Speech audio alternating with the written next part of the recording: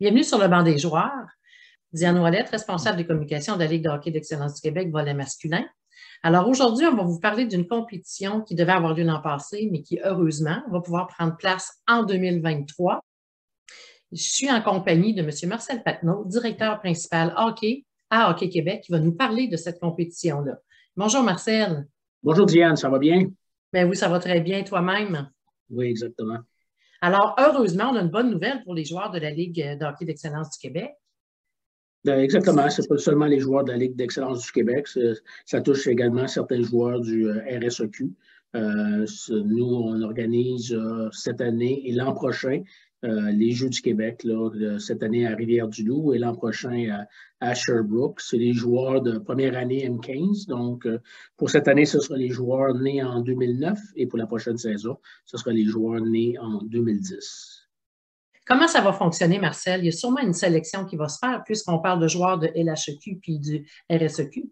Ben exactement, il y aura des camps d'évaluation. Au niveau des joueurs de la LHEQ, ils sont tous invités à participer à ce camp-là, donc toutes les premières années du M15, que ce soit 3A ou 3A Élite.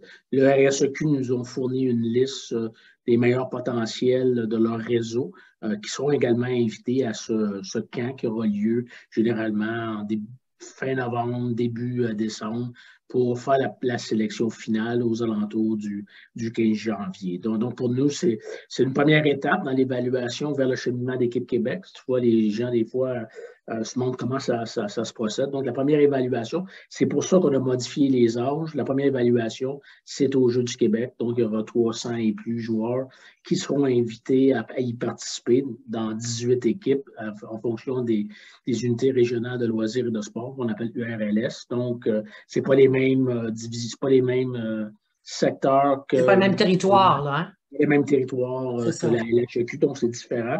Donc, il y aura 300 et plus joueurs qui seront invités. Et suite à ces Jeux du Québec, nos évaluateurs, les gens qui seront sur place pour faire des évaluations, vont sélectionner aux alentours de 160 joueurs qui participeront, comme les dernières années, la Coupe Bel Air direct. Donc, des 300, il y en aura 160 qui vont être choisis. Et suite à ces 160-là, il y en aura 80 qui seront invités pour le camp Équipe Québec de cet été pour les M15 à ce moment-là.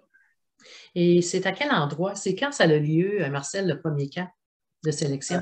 Non, les camps de sélection, c'est chacun des unités régionales de loisirs et de sport qui les organisent. Donc, nos gens des LHEQ sont présentement c'est chacun qui organise ces différentes activités-là. Donc, les gens recevront les communications prochainement. Donc, il y aura 18 camps d'entraînement qui auront lieu à travers la province pour sélectionner chacune des équipes qui participeront à ce moment-là aux Jeux du Québec.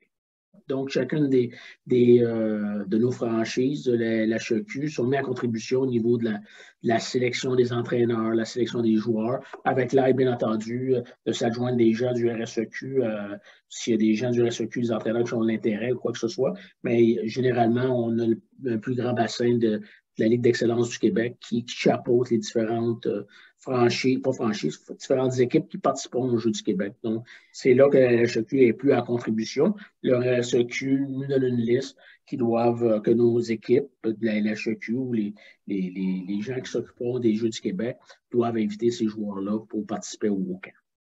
Donc, ce qu'il faut comprendre, c'est que ce n'est pas la LHEQ qui va déterminer comment tout va fonctionner, mais bien les URLS, bien les unités régionales. Donc, exemple, moi, je suis parent, j'aimerais avoir des informations. Ce n'est pas la LHEQ qui va me donner ces informations-là. Donc, comme je viens de mentionner, la LHEQ, les joueurs qui jouent, qui évoluent, c'est un des bonbons qu'on pourrait dire de jouer dans la Ligue d'excellence du Québec. Ça vous permet d'avoir un accès direct à participer à ce camp-là. Donc, tous les joueurs de la LHEQ seront mis à contribution ou invités à y participer. Il y aura certains joueurs, je pense qu'on a une liste d'une quarantaine de joueurs que le RSEQ nous a fournis pour pouvoir être invités à ce moment-là. Mais si le parent, on parle directement avec les parents de la LHEQ, tous les joueurs vont participer au camp. Ce n'est pas nécessairement tous les joueurs qui vont être retenus, parce que certains endroits, il y aura peut-être 2 franchises, des joueurs du RSEQ qui vont s'adjoindre. Donc, il ne faut pas être choqué ou pas d'être mécontent du fait que ce n'est pas la franchise comme telle qui s'occupe de sélectionner ça. Il va y avoir des joueurs de l'extérieur également, de la franchise et du RSEQ qui vont participer à ces différents camps d'entraînement-là pour les Jeux du Québec. Oui, parce que, Marcel, vous avez une mentalité, vous, en ce qui concerne le développement du joueur. Tu sais, vous venez de mentionner, il ne faut pas être choqué, ça devient dans le cas ou déçu, si le joueur n'est pas retenu pour cette équipe-là. Ça ne veut pas dire que c'est une fin en soi, ça. Non, Au non, niveau jamais. de sa sélection, de sa visibilité. C'est ça, ça arrive, au risque de me répéter là, fréquemment, des joueurs qui ne seront pas invités ou pas sélectionnés.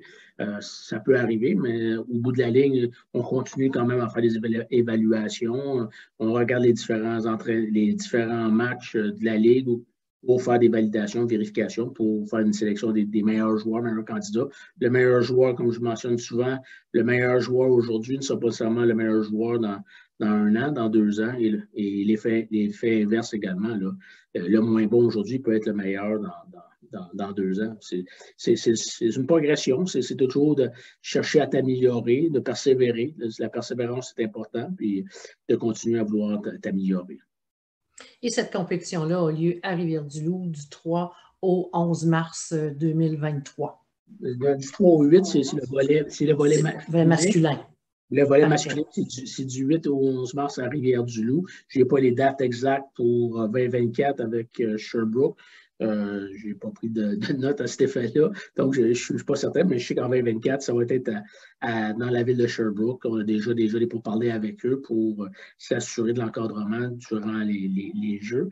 L'élément important qu'il faut se rappeler, ça va selon le territoire, le lieu de résidence de l'athlète et non pas, à titre d'exemple, si le joueur peut jouer aux estacades, mais son lieu de résidence est de l'autre côté du Saint-Laurent.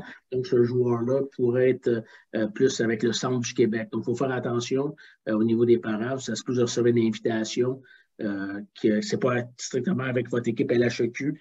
Il y a des différents territoires, c'est une nouvelle composante, donc d'être vigilant à cet effet-là, mais nos organisations le savent, qui fait partie de quel territoire. Donc, ce n'est pas les mêmes territoires, comme j'ai mentionné au début, les mêmes territoires qu'on vit avec la Ligue d'excellence du Québec, c'est d'autres territoires qui... C'est ça, ça peut être un peu mêlant, mais sauf que c'est facile de trouver l'explication, puis c'est facile de comprendre aussi là, pour les parents. Là. Exact. Effectivement. Est-ce qu'il y a des frais attachés à cette compétition-là, Marcel? Il y a des frais par les organisations, par les URLS, si jamais l'organisation décide de donner des services autres que, bien entendu, l'hébergement, le transport, les repas, tout est fourni de la part de la Société des Jeux. Comme vous savez, les Jeux du Québec, c'est comme les Jeux olympiques québécois. C'est une expérience unique que ces jeunes-là puissent vivre. Donc, il n'y a pas de coûts exorbitants qui sont rattachés à ce niveau-là. C'est seulement des coûts peut-être que l'organisation décide de remettre les chandails à titre de souvenir aux joueurs, donc ou de certains repas d'équipe, ces éléments-là, mais il n'y a pas un frais là, exorbitant qui va être facturé aux parents pour participer aux Jeux du Québec. Donc, dans peu de temps, les gens vont recevoir l'information en ce qui concerne les lieux où se dérouleront les camps de sélection. Exact. Dans les arénas et les endroits. Vous l'avez dit, les joueurs de la LHEQ ont heureusement un billet d'entrée automatiquement. Par contre, il y a aussi les joueurs du RSEQ qui vont se retrouver là. Du moins, il y en a une certaine quantité. Vous avez reçu une liste, mais et il y aura un camp de sélection. Donc, il est possible que le joueur de la LHEQ y soit. Il est possible qu'il n'y soit pas. Il est possible que le joueur de la RSEQ y soit. Il est possible qu'il n'y soit pas, mais ce n'est pas une déception en soi. Non, mais pour nous, c'est comme j'ai mentionné tantôt, c'est notre première étape d'identification du talent. Puis au niveau de la fédération, c'est important de considérer tous nos partenaires. Comme vous savez, le RSEQ est un partenaire important de la fédération. Donc, la Ligue d'excellence, le réseau étudiant, le RSEQ, on travaille avec eux en collaboration pour s'assurer qu'on a quand même tous les meilleurs joueurs potentiels pour faire partie un jour d'Équipe Québec. Bien, merci beaucoup, Marcel. On va souhaiter la meilleure des chances aux gens, à ces joueurs-là. Effectivement, puis comme tu l'as mentionné, c'est de persévérer, de continuer, de s'améliorer, de travailler sur les différentes facettes qu'on a souvent des petites problématiques. Donc, il faut absolument s'améliorer, continuer à travailler. Merci. Merci.